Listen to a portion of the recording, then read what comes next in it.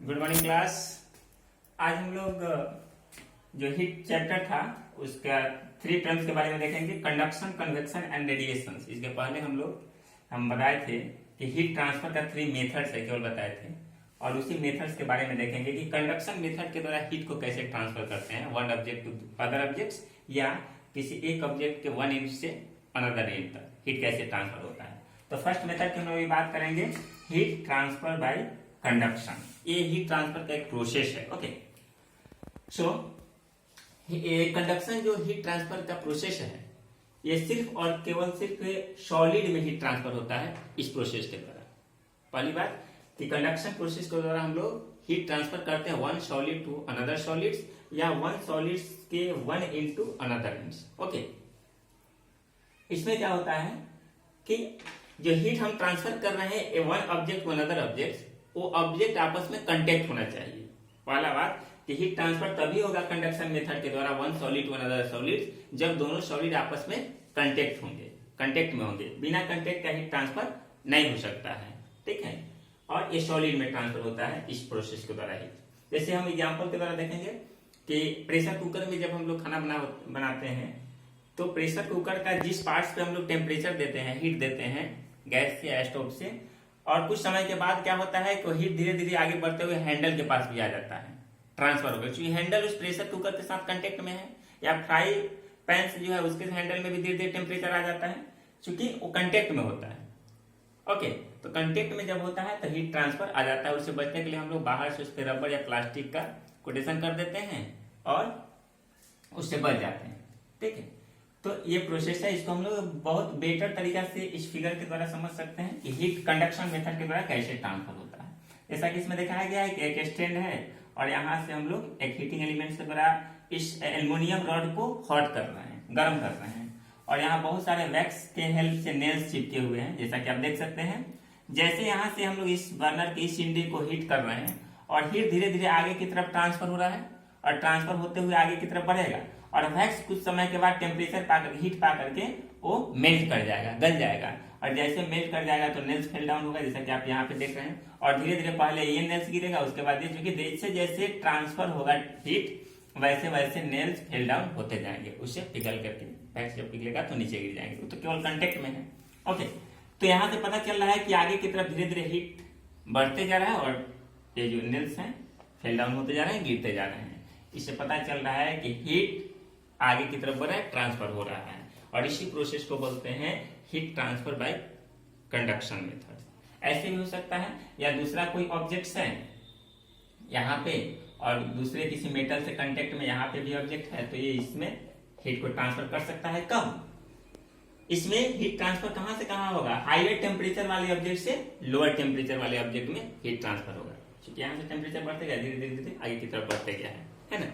So heat transfer by one solid to another solids, ठीक है, with contact to each others, that is called conduction methods of heat transferring, है ना। एक solid से दूसरे solids में जो हीट का ट्रांसफरिंग होता है with contact, that is called conduction methods, है ना।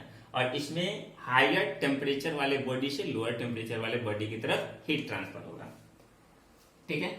ऐसा क्यों होता है, कैसे होता है, उसके बारे में थोड़ा हम लोग बात कर लेते हैं। ऐसा इसलिए होता है कि जब किसी ऑब्जेक्ट्स को, किसी मेटल्स को हम लोग जब हॉट करते हैं, उस पर टेम्परेचर देते हैं, हीट करते हैं, क्या होता है उसके अंदर जो छोटे छोटे पार्टिकल्स जो मिल करके बनाता है, दैट इज मॉलिक्यूल्स, तो उसके मॉलिक्यूल्स में क्या होता है, एक वाइब्रेशन होता है, ठीक है। जिस ऑब्जेक्ट को हम गर्म करते हैं, जिस आयरन पीस से जो भी हो, जो कंडक्टर हो हीट का, तो उसके मॉलिक्यूल्स में वाइब्रेशन होता है, और वो वाइब्रेशन क्या होता है, अपने बगल वाले पार्टिकल्स को एनर्जी देता है, हीट एनर्जी। जैसा कि हम लोग जानते हैं कि सॉलिड में क्या होता है, उसके पार्टिकल्स जो होते हैं वो काफी क्लोजर होते हैं। अगर एक सॉलिड है तो उसके पार्टिकल्स काफी नियरर होते हैं, लिक्विड और गैस के कंपेरिजन में काफी नजदीक होते हैं सॉलिड पार्टिकल्स, ठीक है, जिससे कोई भी सॉलिड बना हुआ है। अब जैसे इसको हम लोग हीट करेंगे तो ये पार्टिकल्स अपने ही पोजीशन पर वाइब्रेट करने लगेगा, ठीक है, और वाइब्रेट जैसे करेगा तो ये एनर्जी इसको ट्रांसफर करके वाइब्रेट करेगा, तो टच में आएगा, पोजीशन चेंज नहीं होगा, तो ये इसको एनर्जी देगा, फिर ये बगल वाले इसको एनर्जी देगा, एक पार्टिकल दूसरे पार्टिकल्स को हीट एनर्जी देगा, और धीरे धीरे हीट आगे की तरफ ट्रांसफर होते जाएगा, बढ़ते जाएगा। जब एक लिमिट से ज्यादा हम उसको हीट दे देंगे टेम्परेचर दे देंगे तो पार्टिकल्स का वाइब्रेशन भी बढ़ जाए तो एक्सपेंड भी कर सकता है। जैसे आप सुने होंगे कि रेलवे ट्रैक के बीच में जो हम लोग ट्रैक जाता है बीच में जो ज्वाइंट होता है तो गैप देते हैं, तो इसलिए दिया जाता है कि समर सीजन में गर्मी के दिनों में वो क्या होता है हीट पा करके एक्सपेंड करेगा, है ना, तो बीच में स्पेस रहेगा तभी तो एक्सपेंड कर पाएगा, अदरवाइज उसका शेप चेंज हो जाएगा। इसलिए तो ज्यादा एक लिमिट से ज्यादा उसको टेम्परेचर मिलेगा, ज्यादा हीट होगा तो वाइब्रेशन जो है पार्टिकल्स का बहुत ज्यादा बढ़ जाएगा, ठीक है, और वाइब्रेशन बढ़ जाएगा और उसकी शेप भी चेंज हो सकती है। लेकिन जनरल कंडीशन में अपने ही पोजीशन पे पार्टिकल वाइब्रेट करता है और एक पार्टिकल दूसरे को एनर्जी देगा और धीरे धीरे एनर्जी का ट्रांसफर हो जाता है, ठीक है। तो पार्टिकल के वाइब्रेशन के चलते सॉलिड में हीट ट्रांसफर होता है one into another means, okay. So I think ये क्लियर हो गया होगा heat transfer by conduction methods. दूसरी चीज अगला पॉइंट होगा हम लोगों का conductor and insulator of heat, conductor and insulator of heat. So जैसा कि इलेक्ट्रिक के टर्म में हम लोग पढ़े हैं पहले कंडक्टर इंसुलेटर, वैसा मटेरियल जिससे इलेक्ट्रिक करंट्स पास हो जाया करती है दैट इज कॉल्ड कंडक्टर। सीधे सीधे अगर समझे तो इसमें लाइन मारता है एक लाइन में जिससे करंट पास होता है, ठीक है, उसको बोलते हैं कंडक्टर। जिससे करंट पास नहीं होता है उसको बोलते हैं इंसुलेटर। लेकिन यहाँ पे करंट के टर्म में नहीं पढ़ना है, हीट के टर्म में हमको पढ़ना है, हीट के टर्म में कंडक्टर ऑफ हीट।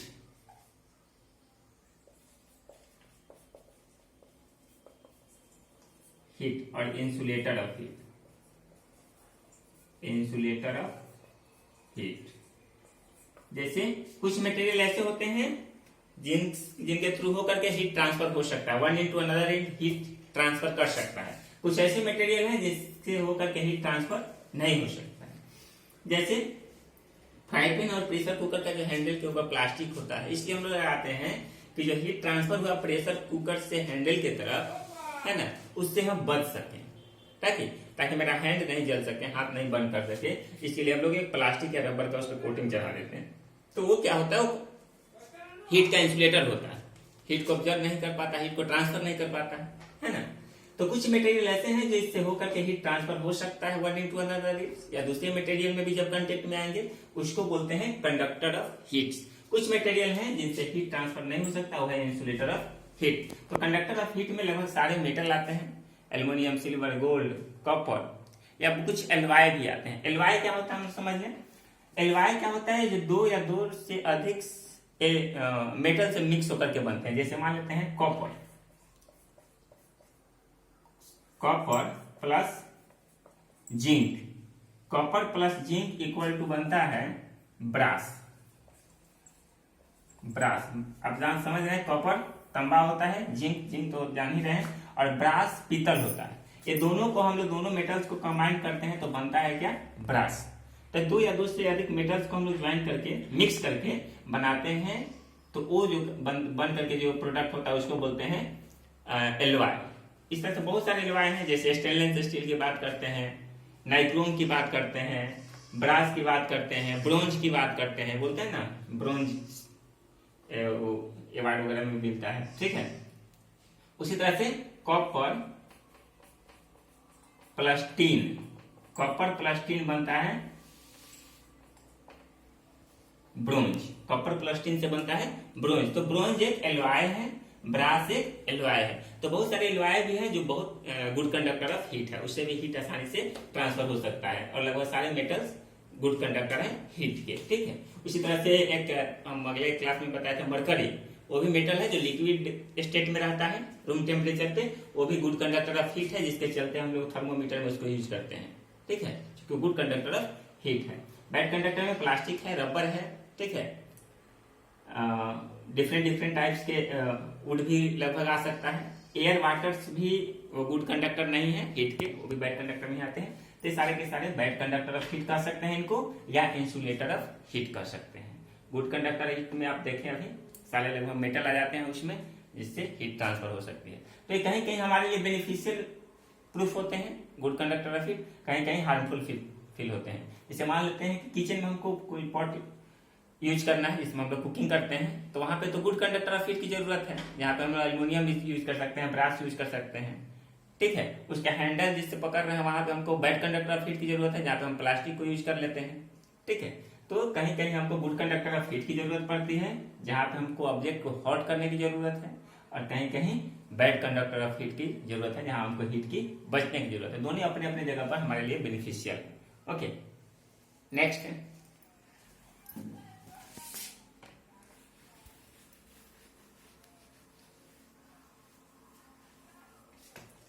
अगला टर्म्स है, जैसे कि हम लोग ऐसा करते हैं समर सीजन में कॉटन कपड़ा और काफी लाइट क्लॉथ पहनते हैं, और विंटर सीजन में हम लोग उलेन क्लॉथ पहनते हैं। उलेन क्लॉथ से हमको ये ऐसा होता है कि हम लोग अपने आप को वार्म फील कर पाते हैं। ऐसा क्यों होता है? उलेन कपड़ा जब हम पहनते हैं तो अपने आप को गर्म फील करते हैं और विंटर ठंड से कूल से बच सकते हैं। इसका क्या कॉज है? चूंकि हम लोग हीट टेम्परेचर चैप्टर को पढ़ रहे हैं तो ये क्वेश्चन राइज होता है, ठीक है। वहां पे एक्चुअली क्या होता है कि एयर, जैसा कि हमने बताया कि that is not a good conductor of heats, air is a bad conductor of heats. इससे हीट बहुत रैपिडली ट्रांसफर नहीं हो सकता है। तो उलेन कपड़ा में क्या होता है कि बहुत सारे अंदर स्पेस हैं, या एक क्लॉथ के ऊपर दूसरा क्लॉथ लेयर जो हम लेते हैं, एक कंबल ओढ़े हुए हैं उसके ऊपर एक और ले लेते हैं, विंटर सीजन में ऐसा करते हैं। तो जो बीच में स्पेस आता है, स्पेस जो बच जाता है, उसमें बहुत सारे एयर पार्टिकल ट्रैप हो जाते हैं, फंस जाते हैं, और वो वार्म होकर के उसमें रह जाते हैं, बाहर ट्रांसफर नहीं हो पाते हैं। या उलेन कपड़ा में भी जो ऐसे बीच में, उसमें क्या होता है, बहुत सारे एयर पार्टिकल्स ट्रैप हो जाते हैं, फंस जाते हैं, और वो अंदर वार्म होकर के स्टेबल हो जाते हैं, बाहर ट्रांसफर नहीं हो पाते हैं, क्योंकि एयर के माध्यम से तो होगा नहीं, बैड कंडक्टर ऑफ हीट है। और उसके बाद हम लोग पहनने के बाद वार्म फील करते हैं, है ना। तो जितना ज्यादा एयर पार्टिकल्स क्लॉथ्स के अंदर ट्रैप करेगा, अब पतला क्लॉथ मान लीजिए हम कॉटन क्लॉथ पहनते हैं, यहाँ पे एयर पार्टिकल्स कहाँ ट्रैप करेगा? उलेन क्लॉथ उलेन के बने होते हैं, काफी थिक होते हैं या लेयर बाय लेयर होते हैं, जिसके चलते अंदर एयर पार्टिकल्स ट्रैप करते हैं और हॉट होकर के उसमें रह जाते हैं और बाहर ट्रांसफर नहीं हो पाते हैं, और हम वार्म फील करते हैं। इसीलिए हम लोग लेयर बाय लेयर, ठंडा के दिन में 2-4 कंबल या 2-4 क्लॉथ्स को 1, 2, 3, 4 को लेयर बाय लेयर बना करके यूज करते हैं, ताकि ज्यादा से ज्यादा अपने आप को वार्म रख सकें, ठीक है। ये आज का कंसेप्ट था। नेक्स्ट कन्वेक्शन मेथड है हीट ट्रांसफरिंग का, how to heat transfer from one object to another object by convection method. इसकी चर्चा हम लोग नेक्स्ट क्लास में करेंगे। आज इतना ही। Thank you so much.